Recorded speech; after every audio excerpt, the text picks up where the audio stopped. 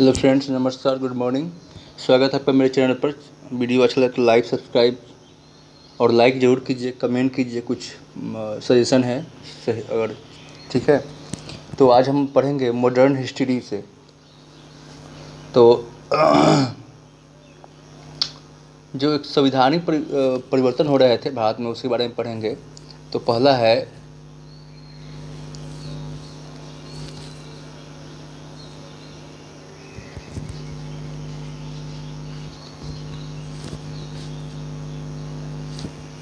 भारतीय परिषद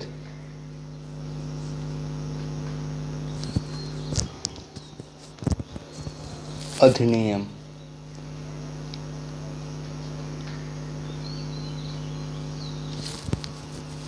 1909। इसको मार्ले मीटर सुधार भी कहते हैं। क्या कहते हैं? तो इसको मार्ले मिंटो,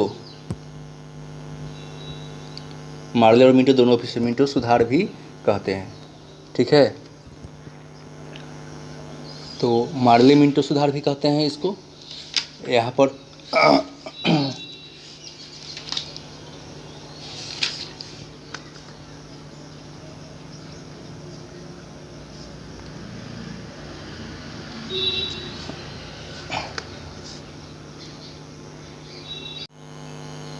ठीक है, तो इसको क्या बोलते हैं? तो इसको मार्ले, यहाँ से मार्ले मिंटो, मिंटो सुधार भी कहते हैं। 1909।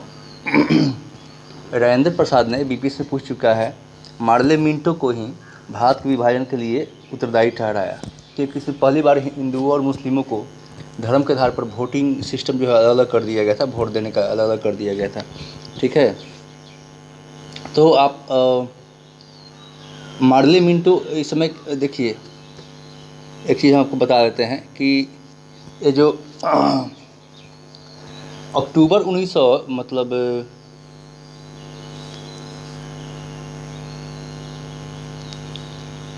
अक्टूबर 1906 में, कब? तो 1906 में, अक्टूबर 1906 में आगा खां के नेतृत्व में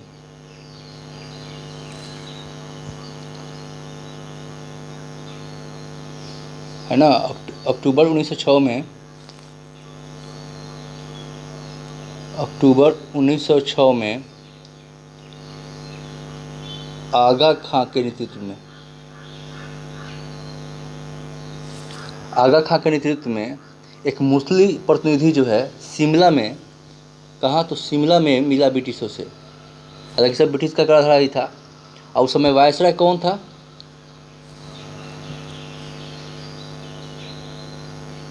तो वायसराय जो था लॉर्ड मिंटो था, Lord Minto. Lord Minto viceroy था।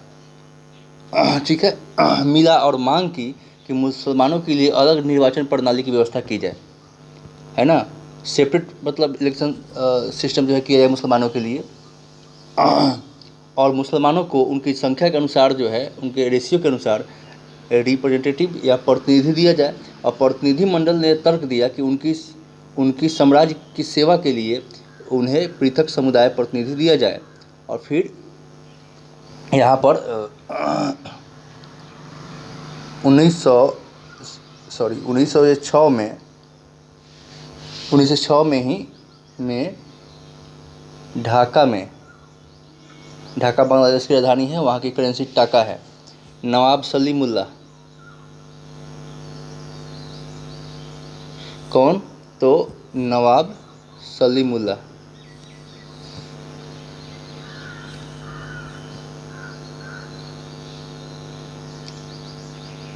है ना, नवाब सलीमुल्लाह। और एक और थे नवाब मोहसिन मुल्क। क्या नाम था? नवाब मोहसिन मुल्क। है ना।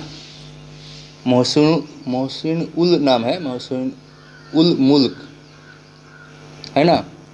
और वकार उल मुल्क,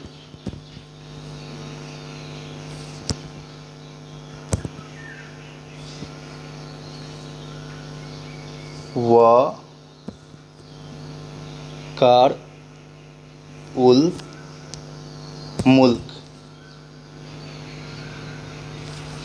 इन सब के द्वारा जो है किसकी स्थापना की गई? तो मुस्लिम लीग की स्थापना कर दी गई। मुस्लिम लीग की स्थापना कब हो रहा है? तो ढाका में हो रहा है 1906 में, ठीक है ना। लीग की क्या हो गई? तो स्थापना हो गई, स्थापना हो गई। कौन कौन थे इसमें? तो नवाब मोहसिन मुल्क, वकारुल मुल्क, और नवाब सलीमुल्लाह, और मिंटो से मिलने वाला यह प्रतिनिधिमंडल शीघ्र ही मुस्लिम लीग के शामिल हो गया। मुस्लिम लीग में मिल गया, और फिर मुस्लिम लीग ने मुसलमानों के लिए मतलब अलग निर्वाचन प्रणाली का, यानी इलेक्शन के लिए, वोट के लिए डिमांड किया, और फिर अंग्रेजों के प्रति अपनी निष्ठा प्रकट की, और शिक्षा करने की शिक्षा दी, साम्राज्य के प्रति निष्ठा दी, और मुस्लिम बुद्धिजीवियों को कांग्रेस से अलग रखने का प्रयास किया। ढाका क्या था? तो जो कांग्रेस से पढ़े लिखे लोग थे उनको, सॉरी, जो मुस्लिम लीग के, उसको कांग्रेस को जो है अलग रखने का प्रयास करने लगा। इसका अतिरिक्त कांग्रेस द्वारा प्रतिवर्ष सुधार के जो मांग करने और नरम दल को संतुष्ट करने के लिए अतिवादियों के प्रभाव को कम करने तथा क्रांतिकारी जो राष्ट्रवाद जो था, नेशनलिज्म जो भावना थी, उसको रोकने के लिए भी सुधार किया जाना आवश्यक हो गया था। और अन्य जो ब्रिटिश उपनिवेश के समान जो स्वशासन की मांग कर रहे थे, वो ब्रिटिश शासन के सम्मुख रखने की गोपाल कृष्ण गोखले ने भी जॉन मार्ले जो थे, मार्ले भारत सचिव था। मार्ले क्या था? तो भारत सचिव। मिंटो क्या था? वायसराय था। मार्ले क्या था? देखिए बताए थे आपको, ये मार्ले मिंटो है। तो मार्ले जो था, मार्ले क्या था? मार्ले, तो मार्ले जो था ये भारत सचिव था, सेक्रेटरी, भारत सचिव था, है ना। तो ये जॉन मार्ले जो है भारत सचिव से मिलने, सम्मुख करने के लिए गोपाल कृष्ण गोखले भी जॉन मार्ले और भारत सचिव से मिलने के लिए कहाँ गए? तो इंग्लैंड चले गए, ठीक है। कौन? गोपाल कृष्ण गोखले। खैर, अब ये आते हैं हम लोग 1909 के सुधार पर।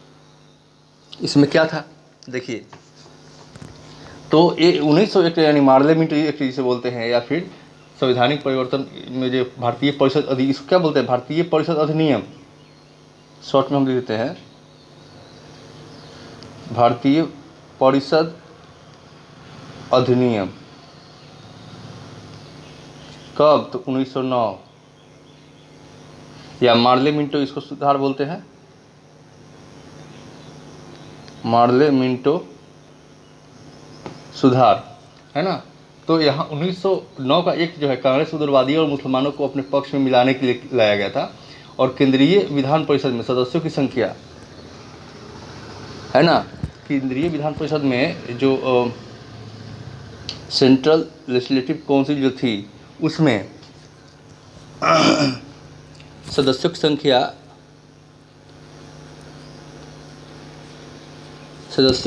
जो थी, सदस्यों की संख्या वो कितना कर दी गई थी? 69, ठीक है ना। और 69 में जो है, 69 में कौन कौन कहाँ से आ रहे थे? तो 69 में जो है 37 जो है वो गवर्नमेंट अधिकारी थे, गवर्नमेंट ऑफिसर या अधिकारी थे,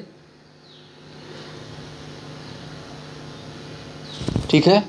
और 32 गैर सरकारी सदस्य, और 32 जो है वो नॉन गवर्नमेंट। जी, पैसा के लिए?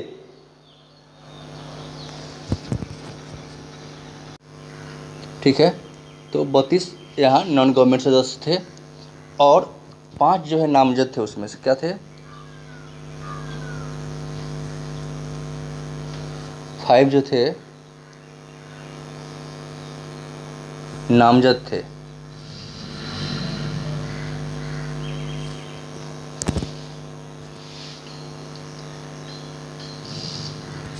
एवं 27 जो है चुने जाते, 27 जो है वो चुने जाते थे।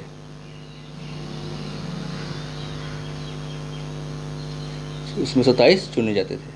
ठीक है, तो देखिए जो सुमित सरकार के जो इतिहासकार है उनके अनुसार जो है केंद्रीय व्यवस्थापिका में जो थे 60 सदस्य थे और 9 जो है पदेन सदस्य यानी होते थे। टोटल कितने हो गए? तो 69 हो गए, 69 हो गए। उसमें से 37 सरकारी अधिकारी होते थे और 32 जो है 32 वो गैर सरकारी सदस्य होते थे और गैर सरकारी सदस्यों में से 5 जो है नामजद और 27 चुने जाते थे। ठीक है ना, 32 हो गया सब मिलाकर। और इसमें से निर्वाचित सदस्यों में से ये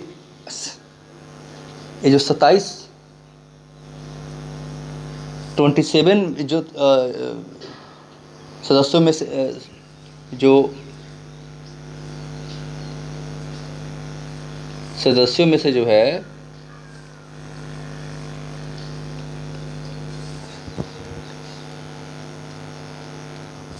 8 सीटें जो है 8 सीटें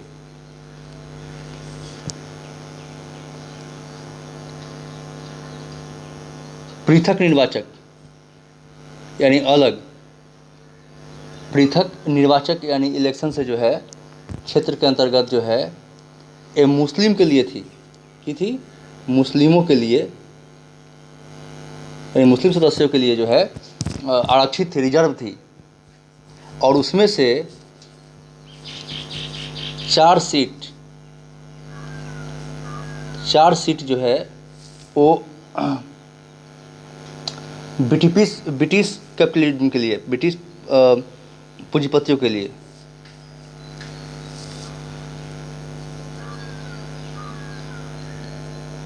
ब्रिटिश पूंजीपतियों के लिए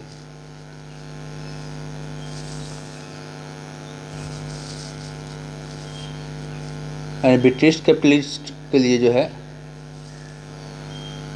पूंजीपतियों के लिए जो है ये आरक्षित थी, रिजर्व थी। और 2 सीट जो है जमींदारों के लिए। किसके लिए?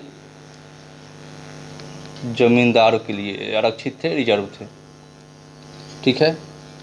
और 13 सीट जो है वो सामान्य निर्वाचन थे। 13 सीट किसके लिए था? सामान्य निर्वाचन।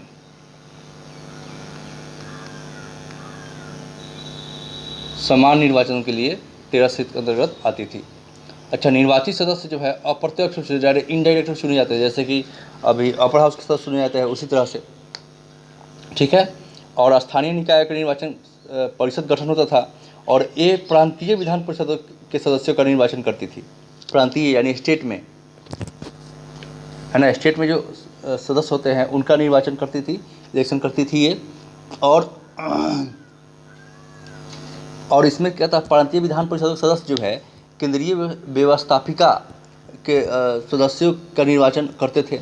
इस अधिनियम के अनुसार मुसलमानों के लिए अलग जो है पृथक सामुदायिक प्रतिनिधि प्रणाली की लागू कर दी गई। यानी मुसलमानों के लिए अलग चुनाव इलेक्शन होगा, ये लागू कर दी गई। यानी बांटने का क्रिया जो है इसी पार्लियामेंट एक्ट से ही शुरू हो गया, डिवाइड एंड रूल, है ना।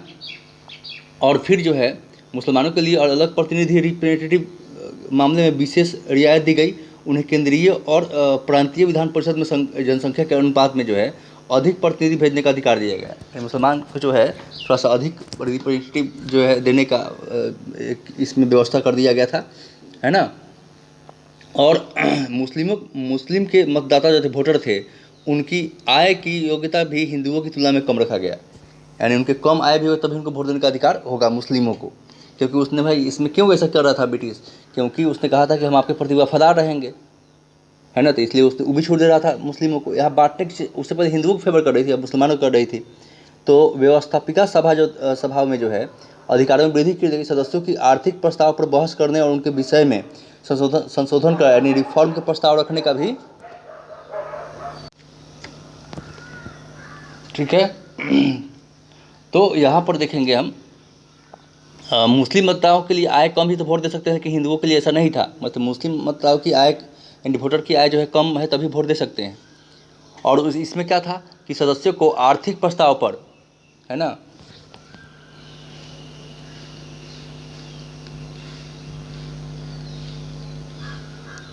आर्थिक प्रस्ताव यानी इकोनॉमिकल मुद्दे पर भी, और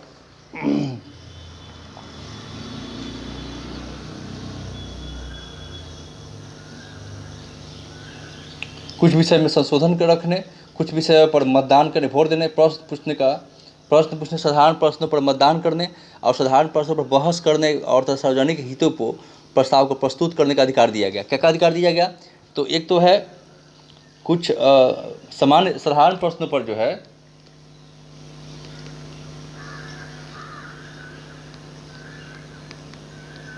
प्रश्नों पर वोट देने का, यानी परिषद में प्रश्नों पर वोट देने का, है ना, और कुछ मुद्दों पर जो है बहस करने का और प्रश्न पूछने का और कुछ विषय पर मतदान करने का और उनके विषय में संशोधन प्रस्ताव रखने का जो है, और सार्वजनिक हित प्रस्ताव पर प्रस्तुत करने का अधिकार दिया गया।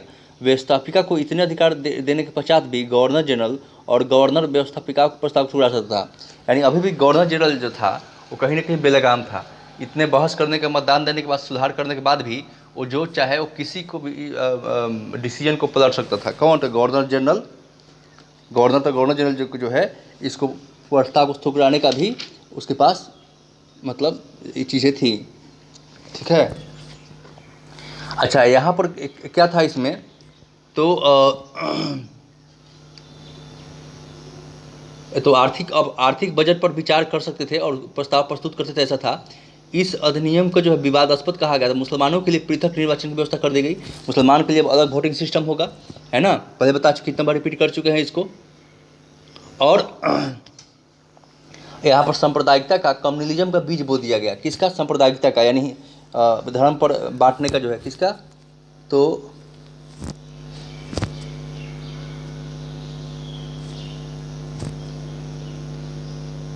सांप्रदायिकता का क्या कर दिया गया?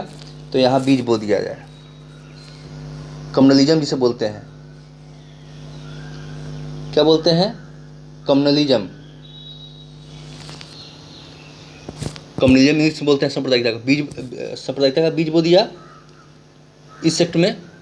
और जो है अधिनियम सबसे विवाद प्रबंधन क्या था? मुसलमानों के लिए निर्वाचन व्यवस्था। मुसलमानों के लिए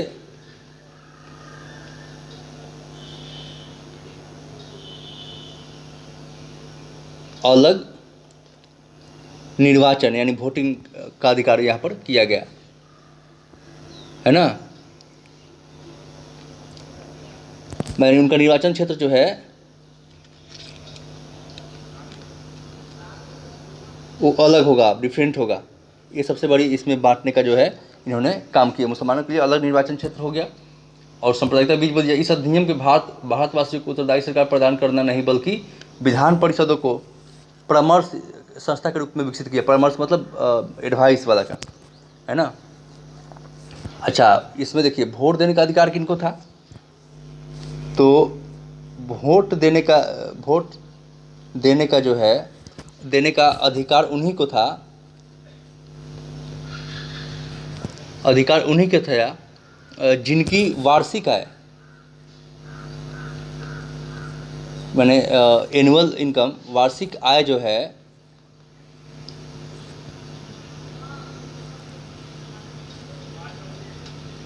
वार्षिक आय कम से कम, जिनकी वार्षिक आय है या 15,000 या 10,000 जो है वो मतलब वो लगान देते थे हो या टैक्स देते हो, तो उन्हीं को वोट देने का अधिकार इसमें था। ठीक है। इस अधिनियम की महत्वपूर्ण उपलब्धि रही 1909 की कि भारत का सचिव जो है परिषद और भारत के वायसराय के कार्यकारिणी परिषद में सर्वप्रथम इसमें मतलब पहली बार भारत के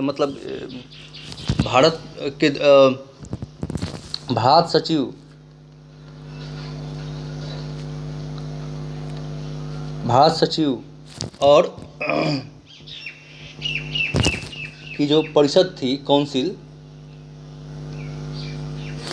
है ना, और भारत का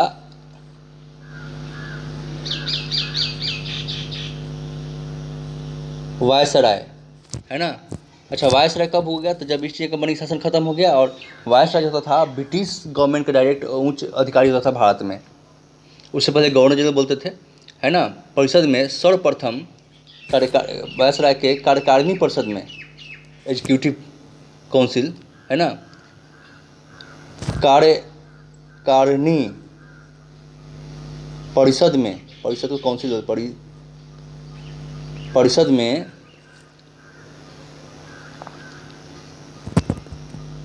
भारतीय सदस्यों को शामिल किया गया। ठीक है, भारतीय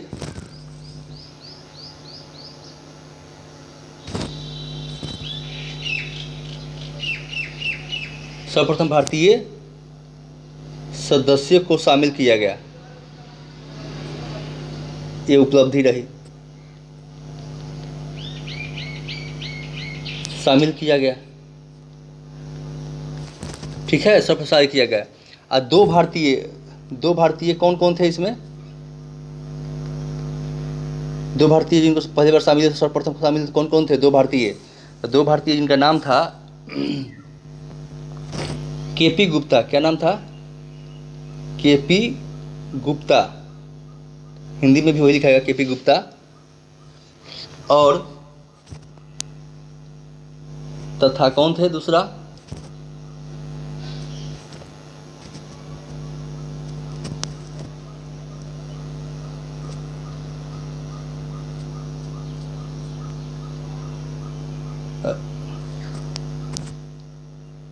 दूसरा से सैयद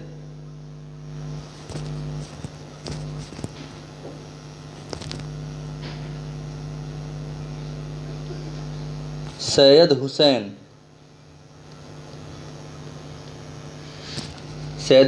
विलग्रामी,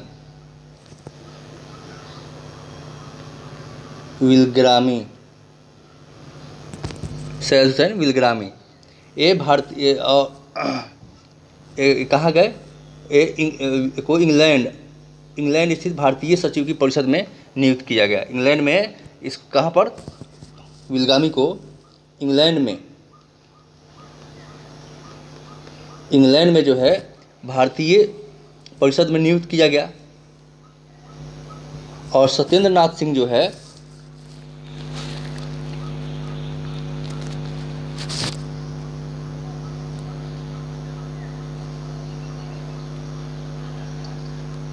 सत्येंद्र नाथ सिंह को जो है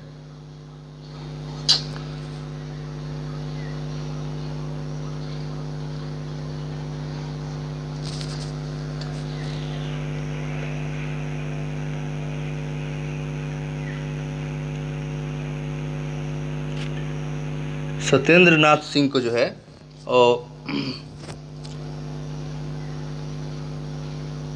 नाथ सिंह को वायसराय के कार्यकारिणी परिषद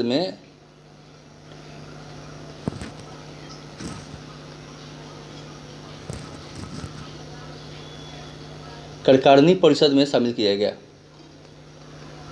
सत्येंद्र नाथ सिंह को प्रथम बार इस 1909 के यानी मार्ली मिंटो के अनुसार जो है इनको शामिल किया गया। ठीक है, मुसलमानों के लिए पृथक व्यवस्था कर दिया गया, जहर फैलाने का काम किया गया। लॉर्ड मिंटो ने लिखा पृथक, लॉर्ड मिंटो ने क्या लिखा? लॉर्ड मिंटो ने इसके बारे में लिखा, लॉर्ड मिंटो ने क्या लिखा? तो मिंटो ने लिखा कि पृथक निर्वाचन की व्यवस्था कर, हम नाक के दांत बोल रहे हैं, याद रखिएगा। मार्ली मिंटो ने क्या कहा था कि हम पृथक व्यवस्था यानी अलग निर्वाचन की व्यवस्था कर, इलेक्शन की व्यवस्था करके हम नाक के दांत बोल रहे हैं और इसके परिणाम भयानक होंगे। और के एम मुनीसन के क्या कहा? दूसरा क्या है? तो के एम मुंशी, तो के एम मुंशी ने क्या कहा? इन्होंने कहा कि इसने उभरते हुए प्रजातंत्र को जान से मार डाला। क्या कहा था, उभरते हुए डेमोक्रेसी को, राइजिंग डेमोक्रेसी को इसने मार ही दिया। महात्मा गांधी ने कहा था, महात्मा गांधी ने क्या कहा था, एम के गांधी ने कहा था कि पार्लियामेंट सुधार जो है हमारा सर्वनाश कर दिया। क्या कहा कि पार्लियामेंट सुधार ने जो है हमारा सर्वनाश कर दिया, महात्मा गांधी ने कहा। और के मुंशी ने कहा ना, इसने उभरते हुए लोकतंत्र को, जनतंत्र को जान से मार डाला। और मार्लिमिंटो ने कहा था कि पृथक निर्वाचन व्यवस्था कर हम जो है नाक के दांत बो रहे हैं, जो इसके परिणाम जो है आगे भयानक होंगे। ये मार्लिमिंटो एक्ट के बारे में ऐसा कहा गया था। ठीक है,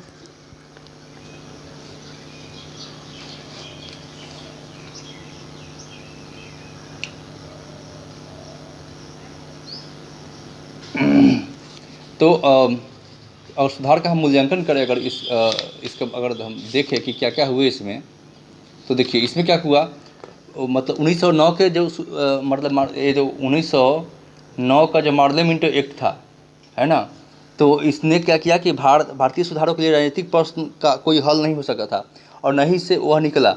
और प्रत्यक्ष सीमित मताधिकार और विधान परिषद की सीमित शक्तियों के प्रतिनिधि जो है सरकार का मिश्रण सा बना दिया। मार्लिमिंटो ने स्पष्ट तौर पर कहा कि भारत स्वशासन का योग्य नहीं है। मार्लिमिंटो ने क्या कहा, तो मार्ले ने कहा, लॉर्ड मार्ले ने, मिंटो नहीं, लॉर्ड मार्ले ने कहा कि भारत को स्वशासन दिया जाए, इसके योग्य नहीं है भारत। कांग्रेस द्वारा प्रतिवर्ष स्वशासन की मांग करने के पश्चात भी मार्ले ने स्पष्ट तौर पर ठुकरा दिया इसको, और उसने भारत में संसदीय व्यवस्था एवं उत्तरदायी सरकार की स्थापना स्पष्ट विरोध किया। उसने कहा कि यदि कहा जाए कि सुधारों के अध्याय में जो भारत से सीधे अथवा असंभावी सदस्य व्यवस्था स्थापित करने तथा होने में सहायता मिलेगी तो मेरा इससे कोई संबंध नहीं होगा। वास्तव में जो देखिए 1909 का जो सुधार था, मुख्य उद्देश्य क्या था, उग्रवादियों को भड़वाना था, है ना, और राष्ट्रवादी दल में फूट डालना था, और सांप्रदायिक निर्वाचन प्रणाली को अपनाकर जो है राष्ट्रीय एकता को ख़त्म करना था। इसका यही उसका मतलब अंग्रेजों का जो उद्देश्य था।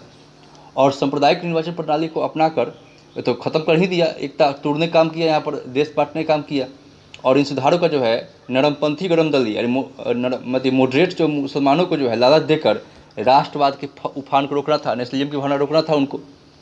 और सरकार मुस्लिम नेताओं को जो है जब भी द्विपक्षीय वार्ता की, उसका मुख्य विषय अलग निर्वाचन प्रणाली ही रही। किंतु वास्तव में इस व्यवस्था में मुसलमानों को छोटा वर्ग ही लाभान्वित, मतलब ज़्यादा मुस्लिमों में इसमें लाभ नहीं मिला, छोटा वर्ग को ही लाभ मिला। और इस अधिनियम के जो है चुनाव पद्धति ने जो अपनाई गई इतनी मतलब अस्पष्ट थी, माने ट्रांसपेरेंसी नहीं थी, अस्पष्ट थी कि जनप्रतिनिधि प्रणाली इस प्रकार से बहुत सी छिनियों में छानने की प्रक्रिया बन गई थी। और कुछ लोग जो है स्थानीय निकाय माने जो लोकल चुनाव जो होते हैं, चुनाव भी होते थे उसके, वे सदस्य चुनाव मंडलों का चुनाव करते थे। ये चुनाव मंडल प्रांतीय परिषद के सदस्यों को चुनते थे और यही प्रांतीय परिषद के सदस्य जो है केंद्रीय परिषद के सदस्य का चुनाव करते थे। और सुधार करने के लिए करते हुए बहुत सी गड़बड़ियाँ उत्पन्न हो गई थी और संसदीय प्रणाली में दी गई, परंतु लेकिन उत्तरदायी नहीं दिया गया। उत्तरदायी तो रिस्पॉन्सिबिलिटी जो है, अकाउंटेबिलिटी नहीं दिया गया, जिसने सरकार की विवेकहीन और उत्तरदायी प्रक्रिया को आलोचना की जाने लगी। और भारतीय नेताओं ने तो विधानमंडलों में सरकार की बहुत मतलब आलोचना की, क्रिटिसाइज किया, एक मंच बना लिया। और गोपाल कृष्ण गोखले ने जो है, किसने, तो गोपाल कृष्ण गोखले,